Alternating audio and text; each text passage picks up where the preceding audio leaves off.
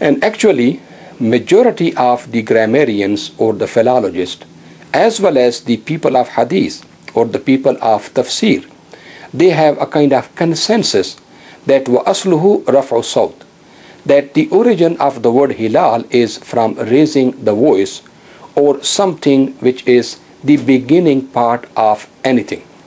So when the child comes out after the first birth and starts making noise and crying, we are told that istahalla sabi iza saha indal wilada. When the child makes the noise and cries out loud at the time of birth, it is called istahalla sabi. Istahalla al-mu'tamir, when a person going for umrah starts doing the talbiyah, labbaik Allahumma labbaik, and start doing it out loud, this is what is called ahalla al-mu'tamir. Ahalla al-hajj, when the pilgrim goes and after crossing the miqat, the boundary which is around the haram, he starts doing labbaik Allahumma labbaik out loud, that's where it is called ahalla al-hajj. So the word hilal is connected with raf' al-sawt, with making some noise. As the known philologist Ibn Manzur narrates from Abu al-Abbas that وَأَصْلُهُ رَفْعُ الصَّوْتِ, that the original root of the word hilal is from making the noise or making something known to other people by out loud saying it. And then وَسَمَّوْهُ hilalan, why they call the new moon as hilal? Because they used to make noise about the news of the new moon, or they used to say Allahu Akbar, the new moon has come out. So therefore it is not connected with eye sighting, it is not connected with the first appearance, it is connected with the human reaction to the new moon. Whenever they used to see the new moon, they used to make the noise and let the other people know that the new month has started, and they used to say Allahu Akbar, or they would call the takbir. So because of their tahleel, because of their making the noise, the new moon got the word hilal. It has got nothing to do with eye sighting. So coming back to the argument that the ayah يَسْأَلُونَكَ عَنِ الْأَهِلَّةِ قُلْ هِيَ مَوَاقِيتُ لِلنَّاسِ وَالْحَجِّ requires Muslims to have the naked eye sighting to start the month of Ramadan has got nothing to do with the ayah itself. The ayah never requires any moon sighting, and it has got nothing to do with the action of sighting itself. It is talking about the Hajj, and it's talking about the timings. So even if the people are able to know the new moon by means of calculations, and they let the other people know that the new month has started, that will be called al-hilal. It's another argument which is very often used, that to follow the astronomical calculation would be equal to follow the Jews in their bid'ah and in their superstitious acts.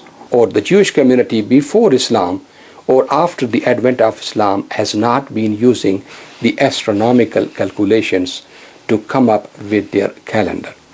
In reality, they have been using the mathematical calculations, which is basically multiplication, so that sometime they will use extra 2 or 3 days for a month, and sometimes they will use even a 13-month in a lunar calendar to reconcile it with the Gregorian calendar. They do not go with the actual moon birth, but they are just multiplying it to make their calendar reconcile the calendar of the civil or civic authority. So following the astronomical calculations, which will determine the birth of the new moon or the visibility of the new moon, will not be following the footsteps of the Jewish community and going against the Sunnah of the Prophet ﷺ. There is a kind of argument which is used that the Ummah has never used the calculation to affirm the month of Ramadanul Mubarak.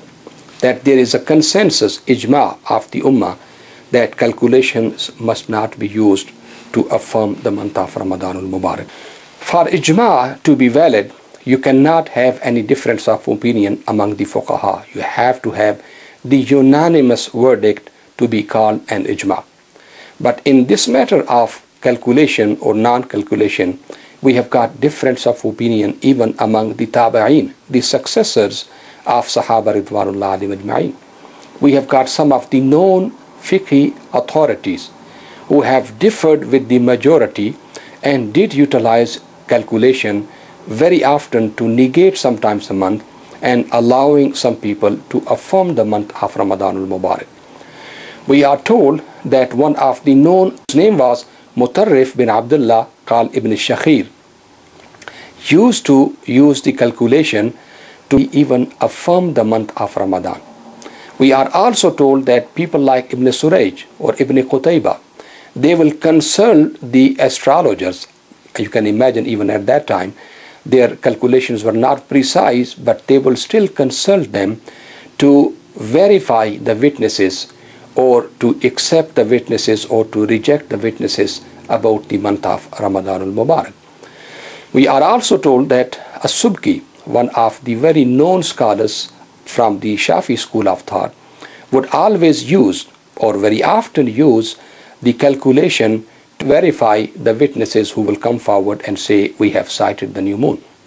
And if the calculations have proven that the new moon was not visible or was not in the horizon, he would reject the witnesses, those who claim to have the eye sighting of the moon by themselves. And we are also told that many of the scholars from the Hanafi school of thought, from the Maliki school of thought, from the Shafi school of thought, they have allowed to consult the astrologers or the people who do the calculation to use it for the verification of the witnesses and sometime to negate the month of Ramadan al-Mubarak. If somebody comes and says, I have sighted the moon, and the calculation said that the moon was not in the horizon. So you can imagine that when the calculations were probable, when they were done by astrologers and magicians and were not precise as they are nowadays, they were used in negation and sometimes they were used in affirmation only if the weather was cloudy. Because the scholars used calculation to affirm the month of Ramadan during the cloudy weathers. They used the hadith of Rasulullah sallam, فَإِنْ غُمَّ عَلَيْكُمْ فَاقْدُرُوا لَهُ, that if it is cloudy, then use the calculations. So they will allow the usage of calculation to affirm the month of Ramadan only in the situation where it was obscure from the eyes or it was cloudy. So now coming back to our situation where the calculations are so precise, they are scientifically proven and they are so accurate that you can exactly pinpoint where the moon is and when it's going to be where. So using these calculations to figure out where is the moon or whether or not the moon is in the horizon will be absolutely in line with the saying of the Prophet ﷺ and with the spirit of Islamic Sharia. Imagine that فَإِنْ غُمَّ عَلَيْكُمْ, if it is cloudy, if it is obscured from you, then use the calculation. So even when the moon is born, and sometimes it cannot be sighted because of the cloudy weather, by means of calculations we are able to figure out that it is in the horizon and it is big enough that we can certainly say the new month has started. So then we have got the Shar'i cause to start the month of Ramadan by means of calculation or to stop the month of Ramadan by means of calculation. So therefore in conclusion I will say that the calculations are so accurate that they give us the certain knowledge about the new moon. They tell us exactly when the moon is going to be born, when the moon is going to be in the horizon, and they tell us exactly when the new month is going to start. So using a guaranteed, precise, accurate and categorical method to prove the new month is in line with Islamic Sharia. The Islamic Sharia, which allows us the probable mean of sighting or the probable mean of counting 30 days, would definitely allow the categorical mean of calculation, which will definitely prove to us when the month of Ramadan is going to start and when the month of Ramadan is going to stop. By means of using calculation, we can make our life easy and we can also fulfill the sunnah of the Prophet ﷺ and the spirit of Islamic Sharia.